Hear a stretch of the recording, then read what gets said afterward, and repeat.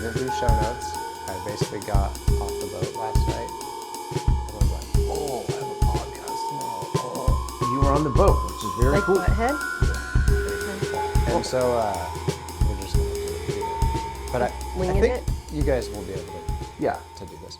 But first off, we're back with another combat-based podcast. What up?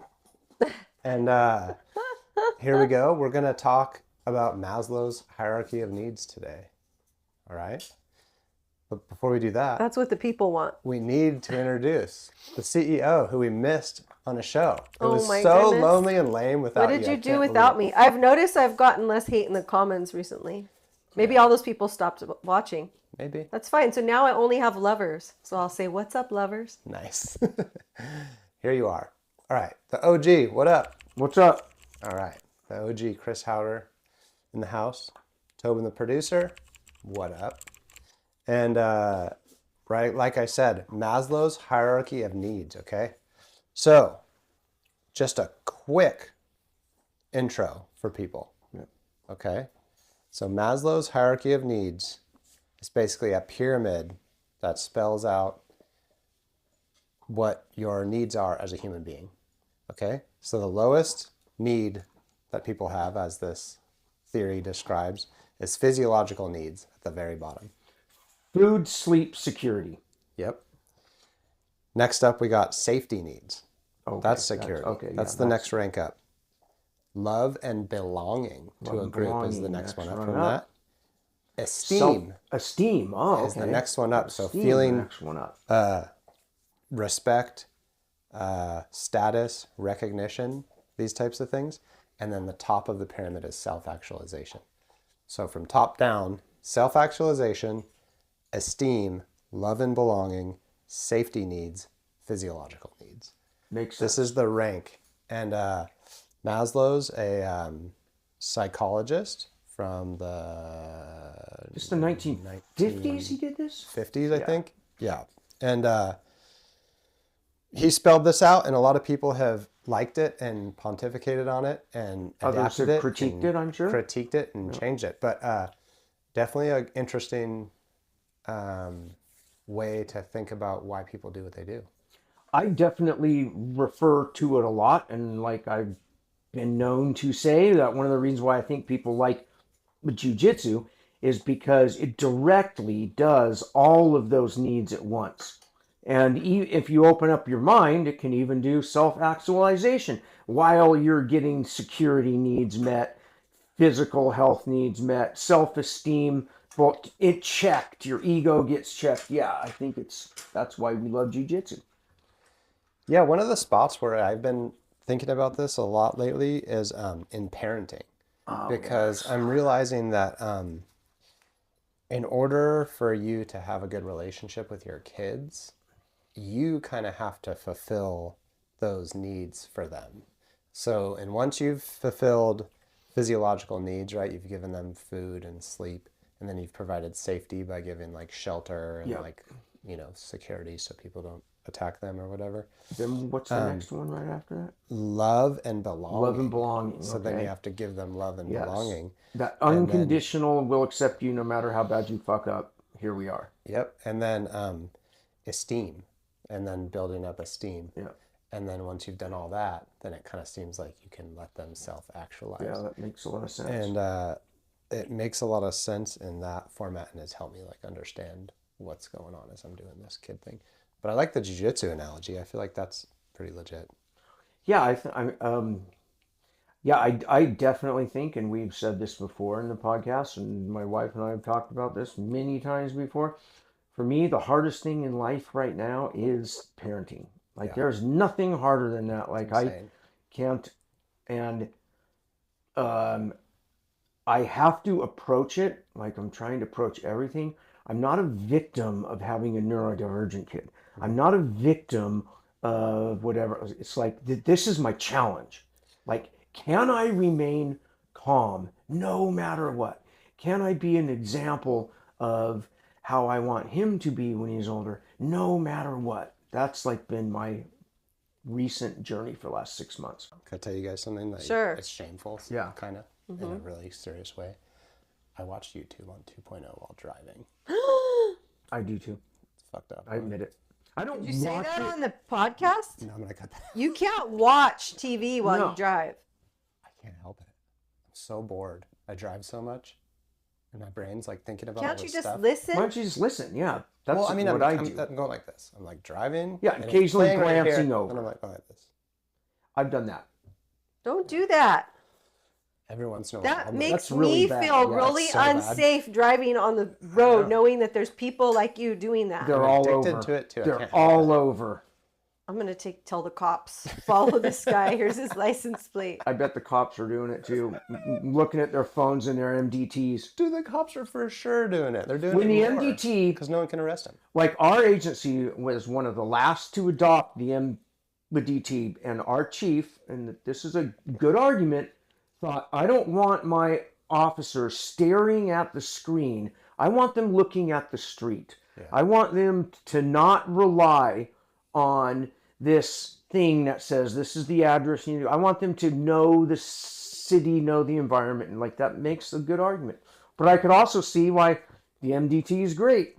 You got to look up a person's name, like I prefer elemental peace. mobile digital terminal, which, as opposed to calling up a command and saying, can I run a number, and then you like chatter off the person's plate, you can run it yourself. No need for Mobile dispatch. digital terminals. Mobile digital terminal. Oh, who knew? But anyway, back to Maslow, right? So one of the cool things that I've been thinking about Maslow's hierarchy of needs is I feel like it breeds a lot of like empathy and compassion for me when I think about other people. Yes. So like say there's a scenario where someone's safety gets threatened and they flip out. And you're like, oh, that guy was acting like a blah, blah, blah, blah, blah. But then you think of it on Maslow's hierarchy of needs, and safety is like pretty fundamental and low down on Base the pyramid. layer. And so like for whatever reason, this person's safety was threatened. And it makes sense that they would have a strong reaction to that. Or, and I don't know, just for some reason identifying what's happening creates more empathy for me, and less like if I'm confused, I tend to like react poorly to it. But if I'm like, oh yeah, that makes sense why that would be that way, it makes me feel more empathetic. One of my favorite YouTuber Okay. philosophers, and like we were saying earlier, it somehow seems to diminish their expertise when you call them a YouTuber, but there was a psychologist in the 1960s who did what he believed was the subconscious relation that humans have to humor. Like, why do we laugh when we watch a guy trip? Mm-hmm. And why do we not laugh when we trip ourselves? And like all these kind of, and then when we look back on it, we can laugh at ourselves and trip. Like how much attachment there needs to be to humor and how much detachment.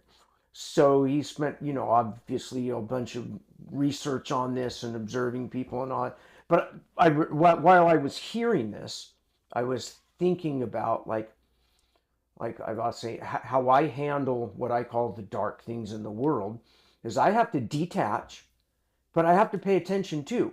So I pretend, almost to a point where I believe it, that I'm a traveler in time from the year 2200, and I'm observing this time to collect data and be an historian. Because like we don't have anyone who was alive in the 1920s who can accurately say what their little small world was. I have no personal resentment towards Hitler or Stalin or anything. I'm detached. My grandpa was born in 1924. Yep. He's still alive. Yep. And he still has attachments, emotional attachments, right? Yeah. And people transfer their emotional attachment, either resentment or love, onto their current things. So I was just thinking about this whole theory behind humor, how it like, is this healthy? Is detaching healthy? Is it positive? It's a little bit good, Detaching a is little bit bad. 100% healthy. Right. Is it? You have to. I think so. It's a necessity, I believe. Yeah. I think so. I mean, I think you can look at the hierarchy and sometimes like when a person's behavior seems like incomprehensible, I think you can look at the hierarchy of needs and kind of go like, oh, I see why that person is doing that. Right.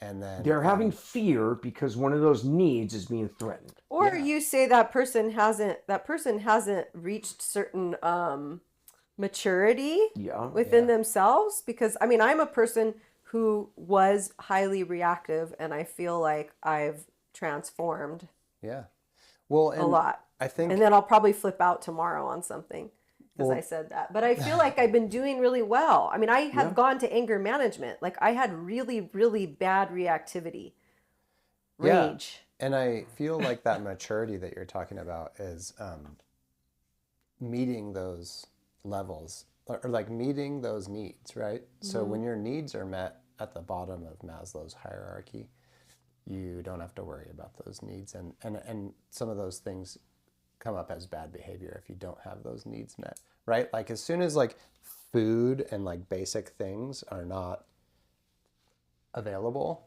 like people's behavior gets out of control. Yeah. And so like They're hungry. as you move higher up the pyramid, maybe like love and belonging or esteem was not fully tended to for an individual. And I think that can come out as bad behavior sometimes. I know it has for me a lot in my life, like a lack of esteem or a lack of a feeling of belonging has caused me to act a certain way or like be a way that's less than desirable. The esteem need is like one of those needs that a lot of political scientists, social analyzers say is the current crisis among young men. Because men feel like the world that their parents were promised, that as long as you try your hardest, you'll be able to buy a house, raise a family and all that. Like that's not there.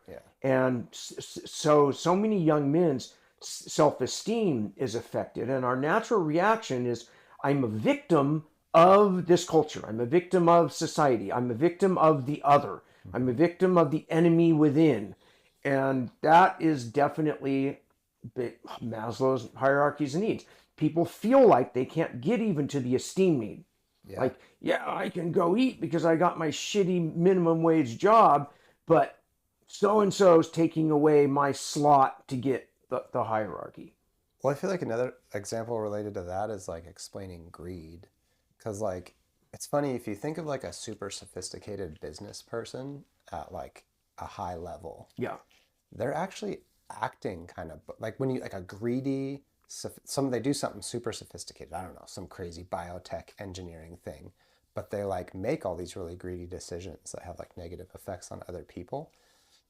That person's mindset is actually super barbaric. And they're probably having a scarcity mindset. They are. Like, even though they're in abundance. Around their lowest hierarchy or lowest level of needs, right? Like maybe when they were young, they were deprived of food or something like whatever that. it was. So now they've attached the dollar to the food. So they're going to be greedy to get those dollars. So it's like dollars, almost the dollar is treating your lowest level of needs. And so like you're going to get that as much as you can and hoard it like a and it's also hoarding seeds, right? The competition. They aren't competing with those lowly people that earn $100,000 a year. They're competing with their other multimillionaires and billionaires. So if they're not winning in that game, their self-esteem is affected. And that might be attached to a subconscious primal need, like, man, if I don't have a compound in 800 guards, I'm going to get overrun by the angry masses. And then the angry masses ride, whether it's left-wing populism, right-wing populism. Then the uber rich have more fear. Because like they would think, God, if I was in that guy's shoes, I would want to overrun my compound and bank account too. And one of the coolest things that I saw in studying this topic is some people have abstracted this pyramid of needs and they've turned it into an XY chart, like a plot, because these needs are all going to interact with each other differently depending on the circumstances. And like one of the ones that I thought was interesting as like the need for self-actualization goes up a lot. The need for physiological like physiological needs importance goes down. And I was thinking about people that really commit to self-actualization.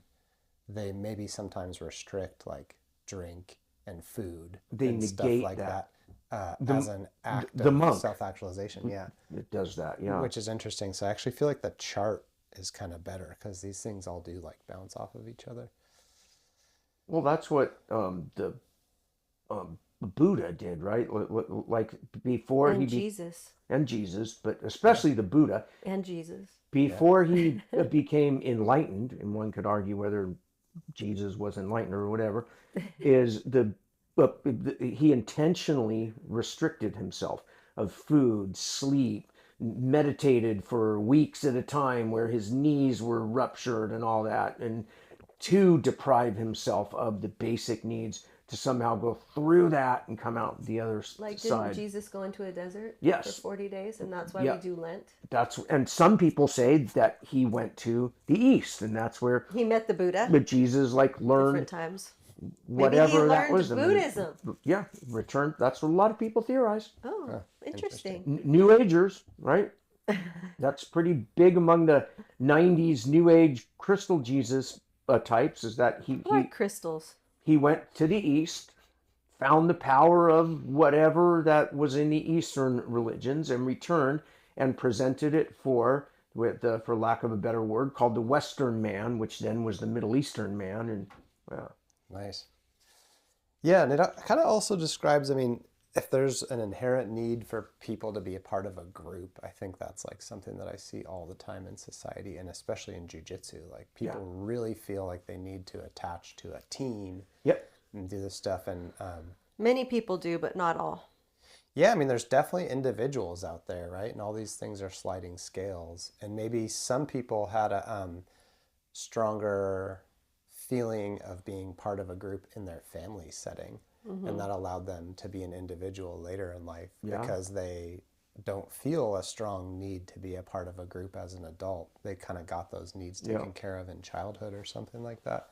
I could see that being the case. Or they lack that, and they find what they lacked in childhood in their jiu-jitsu team. Yeah, I wonder if like they just didn't get it in childhood, if they just don't feel like they need it. There was a maybe that's my problem. Yeah, what's your problem? I feel like you're doing great. No, I have a really big supportive family. I just had some events that led me to more isolation, and I always had a hard time at school making friends and things like that. That was very difficult for me. And so I still don't identify as somebody who's a joiner, or I don't feel like I need a group or a team, even though we have our group and team here. It's just kind of, it's like eclectic. Yeah, you seem like you're doing your own thing generally, and like you don't. Yeah, I do my own thing. I always say, and I don't know, maybe everybody feels this way a little bit. It's a spectrum, but I rarely, if ever, feel like I am absolutely part of a group.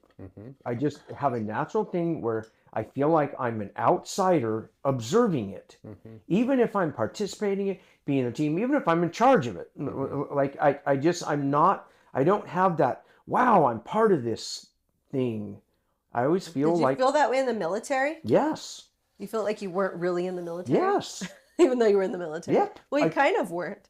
With Because you were everything. part-timer. Yeah, exactly. There would always be a thing that would make me feel like I don't really identify with this group. And I wouldn't know, I think everybody has that to an extent, but I feel like I'm definitely pretty far. Even if it's a group that I should absolutely identify with 100%, my personality type is such that it says, you're different. You don't belong. You don't think that that's maybe like a childhood issue? It's that's what I'm saying. not a personality type. Maybe it's like a childhood trauma. Issue. Could be. I feel that like for me, if I'm joining a group, it all feels good, and I feel all that fulfillment from being part of a group up until a point, and then I feel controlled by the group, and then I feel like you got to detach. I got to detach. Yeah. It's like I can only let that go so far. You don't want to lose yourself in the group. Yeah, that's like, there's a scary factor to me when I see people that are like totally psyched on groups. Yeah. And like all into it. You know? But do you think that could come, my question is, do you think that could come from the fact that I think all three of us have childhood trauma? Yeah, for sure. So we're like, oh, multiple people coming together, that's scary. Yeah. That could be it. I'm just trying to think of what need would be threatened by being part of a group too much. Well, it wasn't safe. Like if your childhood family, if it wasn't a safe place, then why would a group be safe? Isn't it better to just be on your own where you can take care of your needs yourself? Then those people can't hurt you. Yeah. That's what I think. Yeah. That's why I think I do it. I feel like I can be a really good friend, but it's kind of hard to break the ice. Yeah. I'm not out there trying to be nice to everybody because they could be a potential danger. They could wound me. Well, the other thing that I see is that people will join, like I've seen people that join groups and maybe they're even really strong groups. And the people they look to me like they're capable of having a healthy relationship with the strong group where like, for instance, like Jim, right? Yep. He's part of Gracie University and people talk shit about Gracie University for whatever reason. I've literally been sitting there with Jim and had somebody that didn't know he was part of Gracie University start talking shit on Gracie University. And you can tell it didn't affect him. He doesn't affect. He doesn't, I feel like almost like he doesn't identify as part of the group even though he is. Yeah. But that seems healthy to me. To be able He's to not be like a worshiper. He just goes there to get attached good to groups, stuff out of it. So it's esteem. So he has enough self-esteem that he doesn't need to take that group. He doesn't tie onto that group for his own self-esteem. Yeah. He's got his own self-esteem. Whereas if he tied his identity to the group because of a lack of esteem, then that would really wound him when someone was talking shit. It would be like they were talking shit about him. I also think whether it's a childhood issue, whether it's a childhood friend issue, whether it's a teenage issue, whether it's a jiu-jitsu issue, when trust has been breached, you have a very deep effect. Like a person who's trying to sell you something, house, solar panels, they have to get your trust. And then when you feel like you've been burned, like, oh, that person didn't like me at all. They were just trying to sell me. Like it's like is rampant throughout time, right? Yeah. The huckster, the grifter, the magician, the ideological preacher, whatever it is. And it's really hard for humans to admit they were duped. Right. Very fucking hard. We will do backflips to defend the magician or the grifter. Not me. To say, I admit it. Yeah. I freely admit that sometimes I get talked into doing things and then I'm like, God, I wish I would have just told that guy to go away. He sucked a bunch of my time and energy and he screwed up my electrical system. And now the TV keeps turning off. Yeah. That's sorry to hear that. Yeah, that's interesting. I guess the take home point, trust is a pretty, like, that's the second tier need, right? I guess security, trust, right? So safety needs are number 2. The bottom's physiological, the second safety. Yeah, and if you feel love and belonging is also affected by trust. Right. I feel like trust is all across the board, except for self-actualization. You're right. Esteem, right? Because your esteem gets affected if someone betrays you. You're like, what the heck? I wasn't worthy of your word. That you gave me. You know, it gives you. And if everybody pulls back on what they tell you they're going to do, it's like they don't take you seriously, right? Or like I always think, like right now, dealing with my aging mother, who can't do a bunch of things on her own anymore, like walk and go to the bathroom, like all these things, right? Simple things. She has to put trust into people taking care of her. Mm-hmm. So that creates an anxiety and a thing where, like, it's, and then like for me, I have to constantly work on detaching and trying to scientifically understand it. Not the emotional kid Chris Haueter has to be out of this picture, right? Mm-hmm. Otherwise, I'll do something dumb. And like yesterday, my son has needs, my mom has needs. At the same time, they're both doing this thing, and I'm like, fuck. Yeah. Like part of me wants to say, can't you fucking people just take care of yourselves for 10 seconds? Yeah. Well, why do I have to do this for 10 fucking seconds? Take care of yourself. Just don't answer the phone. Just ignore them. Detach. That's like, I mean, it's hard. I think every time my son goes, Mom, and I have this thing where, like, maybe people weren't there for me when I was a kid, so I want to be there. But every time he goes, Mom, I'm like, oh, again. Yeah. Mom, I need whipped cream. Like, are you kidding me? You need whipped cream. You don't need whipped cream. I think he went and got his own whipped cream. Yeah. So they got to learn. With kids, it's like the extent of your self-absorption. Like with my mom and my kids, I'm thinking is beyond. Yeah, it's insane. Boof. It's like, But I think that it's age appropriate for our almost 11-year-old, even though and a part of the reason why I think it would be age appropriate earlier, but he has some neurodivergence. Yep. But as he's approaching this stage, he does need to be encouraged to be more independent. He does. Absolutely needs to be encouraged. Absolutely. Like, for us not to do that is a disservice. He needs to wait. Yes. And your mom needs to wait too. Yes. You know, they both need to wait. Yeah. We can't take it on and feel bad if we're not there at their beck and call every second. Absolutely. Either one of them. Because Absolutely. then all we're doing is poisoning ourselves. Yep. And like, I think Chris and I both have a challenge with codependency. Yeah. And I think we're doing pretty good with it. Yeah. But it's something we always have to be wary of, that it Constantly is there. cognizant of. Yeah. And just because I'm not right there when they need me doesn't make me any less than. I'm still a very good. We are very good caregivers, extremely good caregivers, too good. Yeah, I mean, it sounds like you kind of mastered the love and belonging part as far as being a parent in this scenario that you're describing. And it's like developing the kid's esteem, right? Because being able to do stuff for yourself is self-esteem, and being able to be empowered to do things on your own is esteem. And maybe that's the need to focus on as far as like what I also think that type of thing. Mm-hmm. At least with me, with my arrogance, my intellectual arrogance, is I often think what I'm working on is self-actualization, because I'm such an unselfish person thinking about the world and others. Everything else squared away. When really You're I'm detaching. floundering down in this area and detaching and pretending I've found self-actualization, right? Well, that's what I was gonna say. I kind of wanted this conversation to end up there, because I feel like what I notice is that, so the self-actualization component in my mind is not just spiritual self-actualization. I actually feel like people that are athletes that like strive for like the beyond, your own limits. Like at Tenri Judo, one of their things they say is like, go beyond your limit. Yeah. And Dangerous. so like their ethos is like, we're gonna throw hard, but like we're gonna Fang?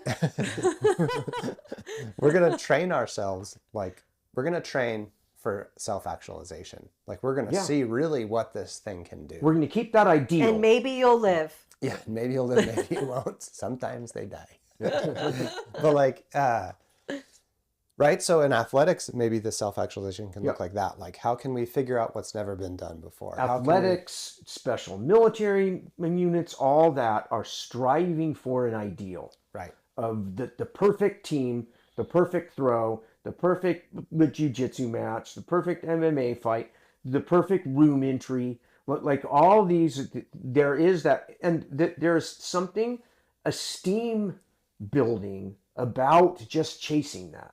Yeah, right? yeah. It seems like doing the self-actualization, like will secondarily like treat all of the other needs in the hierarchy.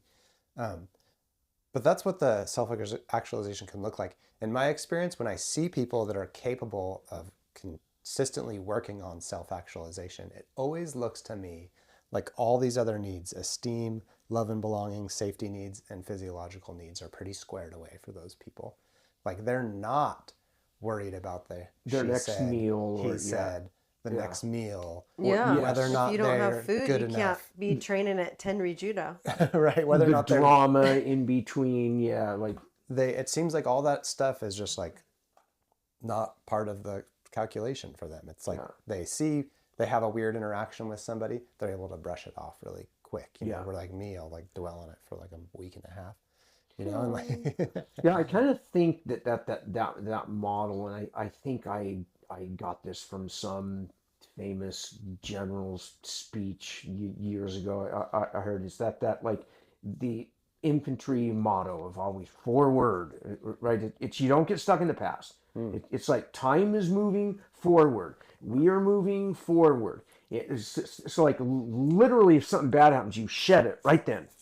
Don't get hung up. Oh, that fucker didn't carry his load, or like whatever. I try, it's but hard you to know do. what? The thing is even though you think you're doing it, there's something in your brain that's remembering it. So every time we go deal with our son when he's having an issue, we're not just dealing with that issue. We're dealing with the whole thing. It's been 8 years of this. Yes. You know, the same kind of behavior. The whole and pattern. It's so frustrating. Yeah. And trying and it would be much more beneficial if we could just everything is just a fresh experience. Yeah. But we have we kind of have trauma.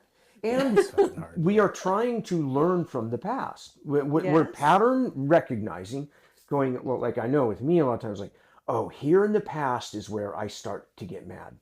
And this is where I have to like triple down on not getting mad no matter what. Like that's been like my thing for the last 6 months with him. Like I could recognize the point where in the past, he's telling his mom something rude. Mom reacts. He reacts. I'm going like, here's where I try to come in and I make it worse. It's like, how do I right now try to ductus exemplo it? Like, lead by example. Do you have like a good example of somebody that you knew or saw that you can envision in those moments? I want to say almost no. What I had was, I mean, from my perspective, is a compassionate, love your children with all your heart mother who's emotionally reactive, anxiety reactive, and a dad who just detached. Because that was his way. That's classic. But it was way more escapist, like not the healthy detach. I think that's the classic it was the American thing. Go to the bar, come home at midnight. That detached that way. Not be present and detach, but be absent. That's classic. Yeah. I feel like that's None of your like aunts or uncles or any people were positive. Sure. And my parents, like all of them, there were positive things I would learn. Like I would say from my mom, there's a couple of things I definitely learned as a kid: compassion and empathy for others. Like to like I remember one time, because I stuttered all the time, I was getting teased, and I came home and it was like my friends would say, you got to just say, sticks and stones won't break your bones. Words will never hurt me. And I'm trying to think, words will never hurt me. And then my mom is like gave some great impassion, like English lit major editor. It's like, no, words are more powerful than sticks and stones. Words change the world. Words create wars and end wars. Words are the most powerful thing in the world. And words can hurt. And words can heal. And it's like, when I hear that, I think, oh, so sticks and stones aren't the most powerful. That's kind of cool. Too bad I can't talk, but but at least now you can talk really good. Now Too good. Yeah. Jeez. I definitely have like a couple of parental characters that were in my life as I was developing, where there's certain scenarios and I can go like, okay, what would that guy have? How would he have dealt with this, or what would the general energy been? An example is like, I had this friend's dad who would take us wakeboarding. We had a lake near our house. That's cool. And this guy would tow us around this lake like for as long as we wanted to. As long as we could last, he would drive the boat around in circles. And I always remember being like, damn, like, you know, the fun thing's doing the riding, not the driving. Yeah. And when I would have like to it drive though. other Like my people, uncle does that. Yeah. he fucking loved it. I can understand that. He liked that It's more. fun watching people wipe out too. And it's fun driving a boat. Yeah. driving the boat's Right? fun. It's fun being on the water. It's fun sitting in the boat. It's fun, but like when the kid's like trying to do some trick and you're having to pick him up like every single 30 when they keep seconds. falling, They keep falling. It's frustrating, right? And then I was thinking with my own kids, like they're both bugging me to do something, you know, like Dad, do this, Dad, Dad, and I'm just like, this guy would have been so happy to do the thing. Maybe not as a home environment. Because like I have an uncle who does that same thing, and I mean he's not just, you know, doing everything with the kids all the time. But I mean he did spend a lot of time with his kids, but he also was a very strict dad with his boys. He had has four boys. It also helps having a beer. And he has beer too. Yeah. He has beer. We don't have beer. We don't have beer. My point is that I think that role models for these scenarios are so important. And self-actualization is having something to visualize, right? Or a coach that can help you with the visualization, or a Jesus Christ or whatever that you can look at as like, this is helping me self-actualize because I have something, the vision's available, you know? Or seeking out those mentors now as an adult, you know, those people who we look up to. Like I know Chris looks up to Hickson, like, and he's a person who, to me, is a very spiritual person. He's not just like this brute, like jiu-jitsu guy like he was. No. And even when you watch like things of him from back in the day, like he's always had this essence of spirituality that I think in self-actualization, maybe that's what you call it, but that like maybe you could say, how would he deal with Andy? Yeah. And I think too, it's like I have a friend, and I kind of relate to this. If you grew up in the 70s or 80s, you watched a lot of TV. Like now kids watch their iPhones or whatever, and the role models presented there were often pretty fucking good. Captain Kirk and Spock are both ideal role models. One, the detached scientific view, one, the emotional, passionate, I'm going to sacrifice for you. These are great role models. And one of my friends, like, we used to talk about this because in spite of the real adults around you, you could easily go, God, that's not how Captain Kirk would act. That's not how Spock would act, right? You're acting like a fucking idiot. That's not how now Spock their would role models are like these YouTubers like us. Maybe. Not like us, but I mean, I was just thinking, like, what do they watch now? And it's like how to win this video game and trash talk people. Right. That's not it's good. Just like gross stuff. That's gross. Yeah, that's totally unhealthy. Yeah, I totally agree. That's super concerning. Part of it's very concerning about our culture, and like, I don't know how to control it. And the young boys are caught in a trap of self-absorbed violence, and the girls are caught in a trap of, you got to be the prettiest, cutest makeup girl, and if not, you're worthless. You're worthless. You're shunned, and it is bad for our children growing up. It is very bad for our children. Captain Kirk was a better role model. Yeah, it erodes the self-esteem component. And which is what the girls watched then, they had better female role models in those. Like Golden Girls is even like my mom watches it all the time. Really into Golden Girls, right? Yeah, because it's always playing. And I'm like, there's some pretty good, like, healthy psychological messaging. Yeah. The cool thing is that it seems like the pursuit of the self-actualization, no matter where you're deficit, if you're deficit in esteem, love and belonging, safety needs, or even physiological needs, I think the pursuit of self-actualization will fill up those other needs.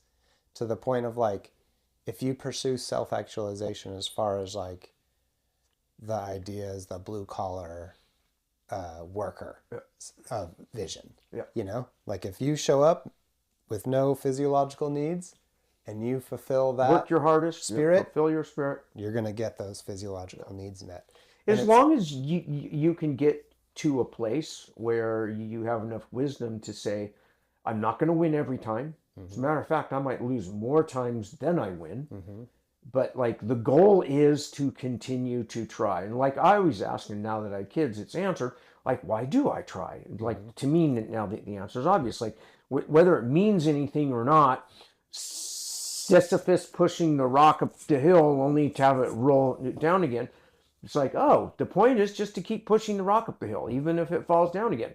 Just push it up again. There's no, like, I'm kind of, I guess, what you'd call an absurdist, which is nihilistic in some ways. There's no point to life. You make what you want out of this life. And I don't want to waste it wallowing in self-pity, blaming others, or even blaming myself. That's the other trap. Yeah, is that kind of like the people that undergo like physical challenges for self-actualization? Like, you know, those dudes that like hold their arm up in the air for like 30 years or something like that. And the idea is that you are making your life difficult. Like in order to find that it's all in your mind, whether you feel good or not. That's the path of the Buddha. Yeah, that's super intense and extreme. Opus Dei, the Catholics that flogged themselves, which also happens to be some of members of our Supreme Court are Opus Dei, and some people in very high powers of spot.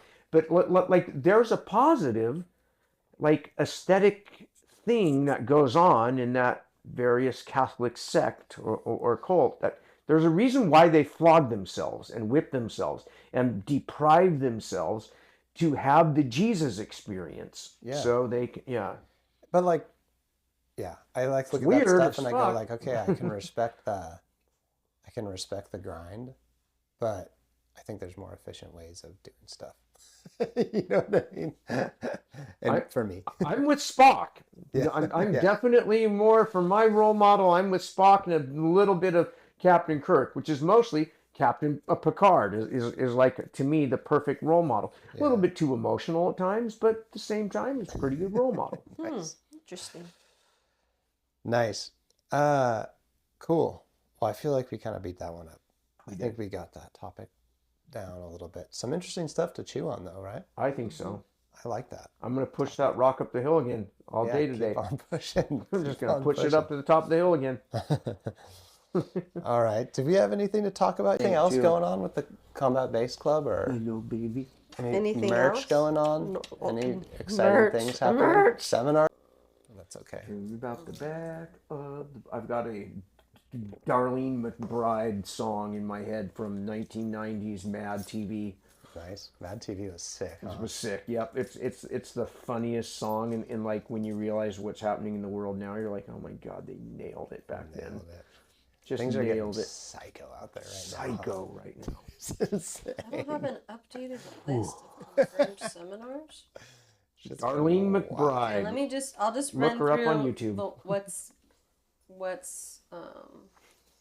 this is last year. I need to do an. Do you like Bobby Lee list. from Mad TV? Yeah. The Asian guy? Yeah. He's so rad. He's like one of my favorite comedians. God, it's funny. He's so funny. What the hells? You ready to run through them? No, because I can't find them. Well, let's hit this queue. We got a sick old queue that came in. Okay. And We'll do it next I think this is the same guy that wrote in a while back. But let's hear this one. You guys ready? Yeah. All right. And when the fuck did Os enter jiu-jitsu? What the fuck is that?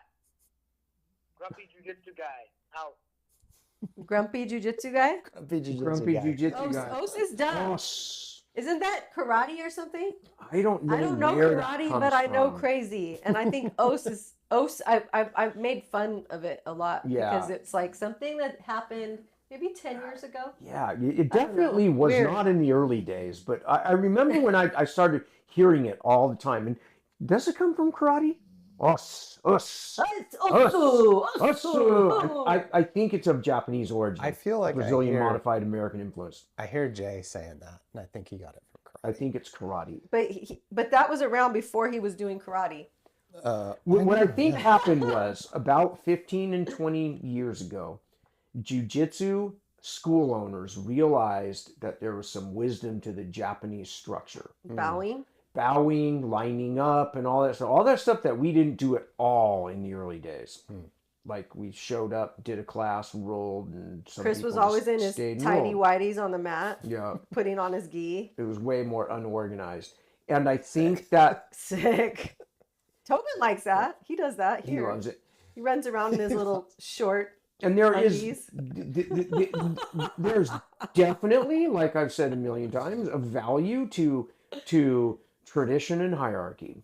There's good reasons. There's like what I say, just like with politics. There's a positive part of conservatism and a negative part. There's a positive part of progressivism and a negative part. And I think JIT schools have largely found the positive parts of tradition. And I don't know if Austin's part is positive or not. It kind of bugs the shit out of me. But Awesome. Awesome. Awesome. I agree with the caller. All right, next one. We're grumpy too. I think that's Comes it. I with think age. we're out about an hour. All right, All let's right. wrap And it up. then I think we could wrap up. Did you have anything to go over, or did you find anything to go over? Or is that it? I can just look at my schedule. Let's see what's going on in August. I guess I can't. In even- August. Wait, hold on one second. I don't even. Let me look and see when this is gonna come out. This is so disorganized, huh? That's okay. This is number 63, and it's gonna go out on August 15th. Okay. So second half of August. Yep. I got it. I got you. You ready? It'll be out after Yeah. his birthday. Okay, so Chris Haueter seminars for the rest of the year. He's going to be in Ohio at Burning River on August 23rd. Then he's going to do a tour of North Carolina, where Love he will North be Carolina. visiting combat base gym in North Carolina, Heritage Jiu-Jitsu, and New Defiant. No Defiance. It's new. New. It's French. New Defiance. Yeah, New Defiant. So that's August. That's what's going on. The 28th, 29th, and 30th, he'll be hitting North Carolina. And then he's going to be over in Madison, Wisconsin on September 13th Wisconsin. at Foundations Jiu-Jitsu there. The 20th, he'll be in Reno, Nevada at Momentum. And the 27th, he will be at Combat Base Ozark in Arkansas. Love Arkansas. Then he too. comes back to California and is going to go to Superior Jiu-Jitsu, which is in Fresno, Loved that place. on October 4th. And then local here as well, Hemet. He'll be Love in Hemet on Hemet October too. 18th. Sick. Oh, and there's one more after that, I think, that I need to get squared away, but he's headed over to New Jersey again. Love New on Jersey. November 1st with Dan Dixon. Dan Dixon. in Love Impact. The love name of New their school is Jersey. Impact. So yeah, he's got the fuck outta here. some traveling going on for the rest of the year. So if you're interested in a Chris Haueter seminar, catch him at one of those places. Or if you would like to host Chris at your school, you can reach out to me. And I would love to come. info@combatbase.com. Nice. Sick. Well, Pound, like, and subscribe. 把的毅力， sweet. 一路一个脚印，把前人伟大事业。